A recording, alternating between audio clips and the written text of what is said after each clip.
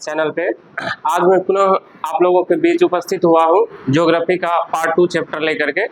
जो कल हमने पढ़ाया था उससे आगे का इसमें ग्लोब है और ग्रह का जो है कुछ गति होता है, ये उसमें हमने इंक्लूड किया है। इसके बारे में समझते हैं। आइए, तो सबसे पहले हम लोग ग्लोब को पढ़ेंगे, ठीक है, और इसके बाद पृथ्वी के बारे में थोड़ा बहुत जानकारी हासिल करेंगे।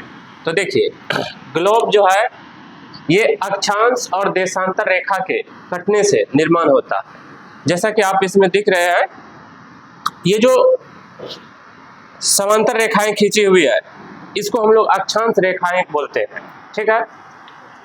अब देखिए, अक्षांश रेखा में भी अलग अलग पोजीशन के अक्षांश रेखा का अलग अलग नाम है। जैसे कि ये जो पृथ्वी के ठीक बीचों बीच खींची गई अक्षांश रेखा है, इसको हम लोग बोलते हैं 0 डिग्री।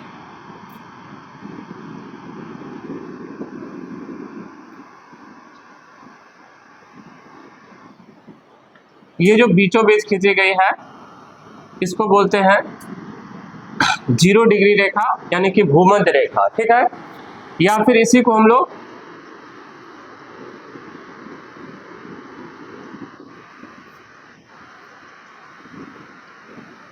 भूमध्य रेखा या इसी को हम लोग कहते हैं विषुवत रेखा।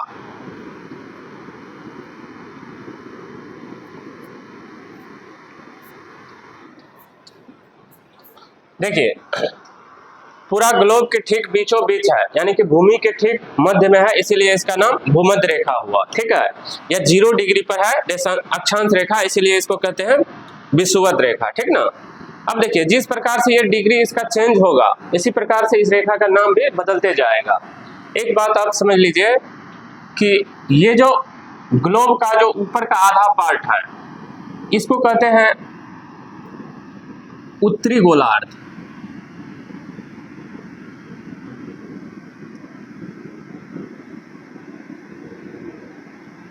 और ये जो नीचे का आधा पार्ट है इसको बोलते हैं दक्षिणी गोलार्ध।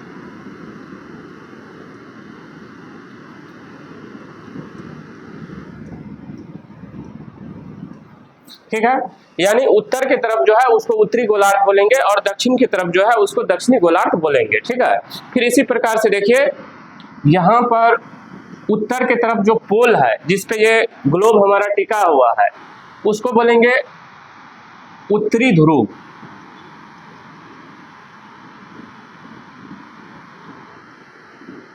यानी नॉर्थ पोल, अंग्रेजी में इसको बोलेंगे नॉर्थ पोल, ठीक है। फिर इसी प्रकार से दक्षिण के तरफ में जो पोल होगा, ध्रुव होगा, इसको बोलेंगे दक्षिणी ध्रुव।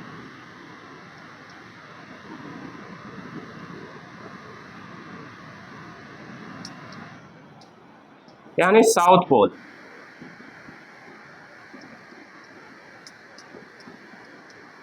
ठीक है।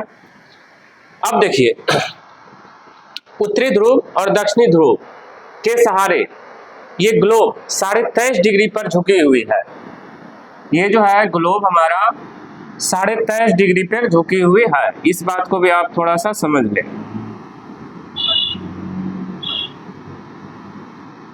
ये जो हमारा ग्लोब है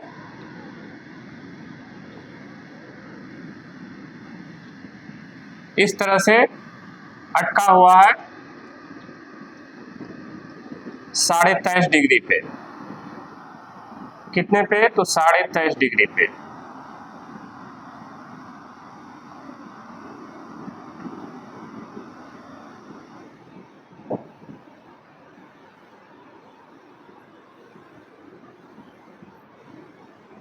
साढ़े 23 डिग्री पे झुकी है, ये बात भी आप ध्यान रखिएगा, ठीक है। अब देखिए, ये जो 0 डिग्री अक्षांश रेखा है इसके ऊपर भी 90 यानी कि 90 अक्षांश रेखा है और इसके दक्षिण भी 90 अक्षांश रेखा है। यानी कि अगर आप देखें तो कुल मिलाकर 90 ऊपर 90 नीचे 180 और एक ये 0 डिग्री 181 अक्षांश रेखा है, ठीक ना। तो इसका अलग अलग नाम है, लेकिन हमको टोटल नहीं पढ़ना है। इसमें जो महत्वपूर्ण है केवल उसी के बारे में जानकारी लेना है। जैसे हम 0 डिग्री लिए, इसको भूमध्य रेखा कहते हैं या विषुवत रेखा कहते हैं। इसी प्रकार से इसके ऊपर जब बढ़ेंगे तो 23.5 डिग्री पे 23.5 डिग्री जो उत्तरी अक्षांश रेखा होगा, ठीक ना, यानी कि इसकी बात कर रहे हैं, ठीक है। तो इसका नाम हो जाता है कर्क रेखा।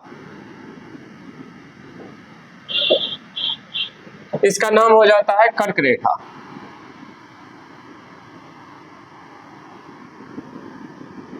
जिसको अंग्रेजी में कैंसर लाइन बोलते हैं, ठीक है। फिर इसके बाद देखिए, इससे ऊपर अगर बढ़ते हैं तो 66.5 डिग्री, ये वाली जो रेखा है, ठीक है, इसका नाम हो जाता है आर्कटिक रेखा, आर्कटिक वृत्त।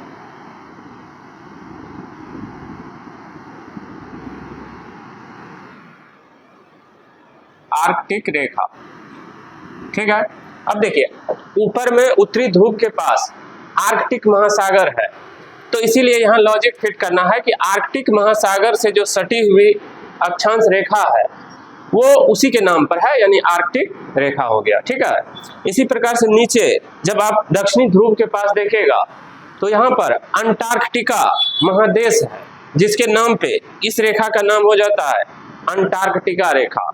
तो अब नीचे की तरफ भी देखते हैं अक्षांश रेखा को। जिस प्रकार से ऊपर वाले अक्षांश रेखा को उत्तरी अक्षांश के नाम से जानते हैं, उसी प्रकार से दक्षिणी गोलार्ध में जो अक्षांश रेखा होगा उसको हम लोग दक्षिणी अक्षांश के नाम से जानेंगे, यानी उत्तरी अक्षांश, दक्षिणी अक्षांश। तो दक्षिणी अक्षांश में भी 23.5 डिग्री है, लेकिन इसका नाम अलग है। ये 23.5 डिग्री दक्षिणी अक्षांश हुआ, इसका नाम हो जाता है मकर रेखा।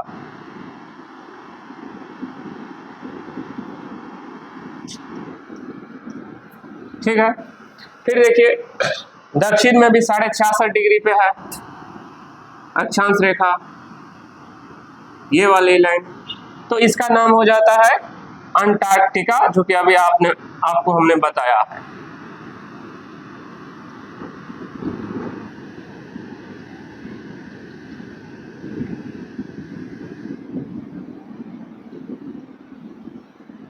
अंटार्कटिका रेखा, ठीक है। यहां पे देखिए आर्कटिक है, यहां पे आर्कटिक रेखा हो गया और यहां पे अंटार्कटिका रेखा हो गया, ठीक ना। इस दोनों में अंतर है, थोड़ा सा ध्यान रखिएगा। ऊपर में आर्कटिक महासागर है इसीलिए आर्कटिक रेखा, और नीचे में अंटार्कटिका महादेश है दक्षिणी ध्रुव के पास, इसीलिए अंटार्कटिका रेखा, ठीक ना। ठीक मध्य में है तो भूमध्य रेखा।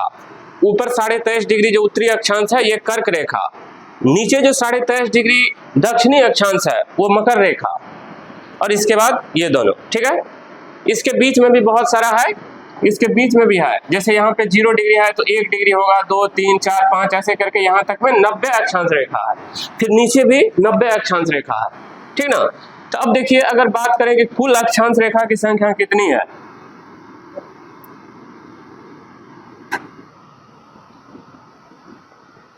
ठीक है। अगर बात करें कि कुल अक्षांश रेखा कितनी है ग्लोब में,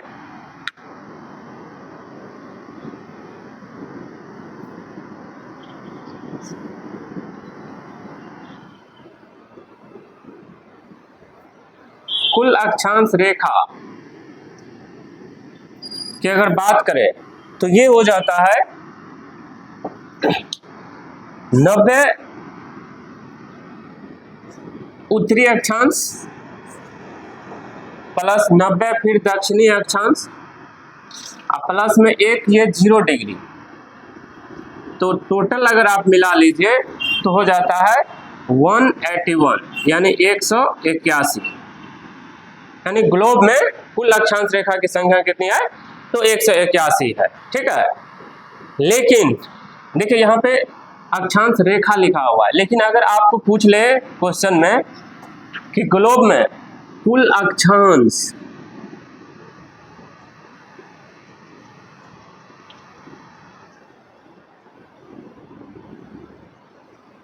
की संख्या, कुल अक्षांश की संख्या। तो ये फिर आंसर बदल जाएगा।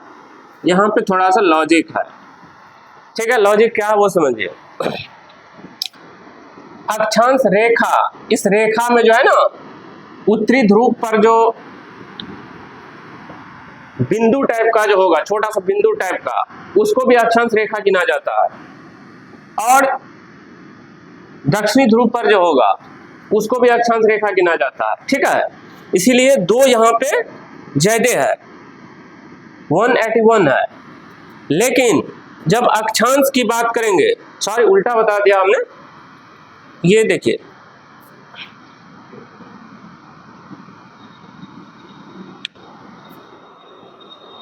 तो तब ये लग रहा